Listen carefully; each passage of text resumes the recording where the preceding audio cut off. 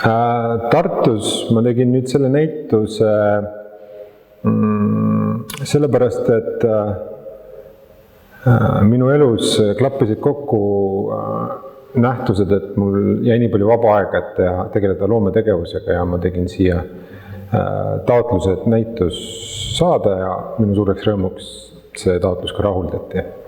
Mu viimane näitus oli juba 7 aastat tagasi ja pärast seda tekkis loometegevusse paus, mis väga ootamatu kiirusega kasvas aastates niimoodi, et nüüd ma olin aastas 2024, kus on pärast 7 aastat mu järgmine isikunäitus.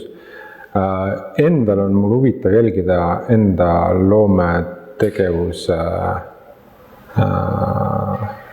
muutust, seda, et kuidas ma lähenen loomingule. Mulle väga meeldib see praegune näitus ja see selgelt erinev minu varasemast loomingust, et iseenesest mulle tundub, et see paus oli siuke hea võimalus mingisugunegi restart teha. See näitus siin Tartus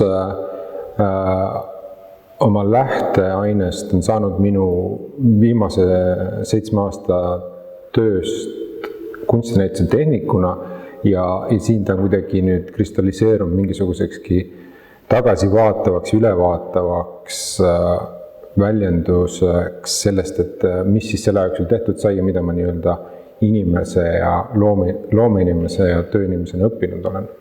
Minu jaoks on see näitus kõige rohkem erinev minu varasematest näitustest tekstikasutuse poolest, mida ma siin näitusel teen, mida ma ei ole varasemalt sellisel kujul loometegevuses rakendanud. Mulle väga meeldib endale see tulemus ja see protsess oli väga nauditav ja mind väga huvitaks saada, et kuidas publik seda minu stiilimuutust vastu võtab.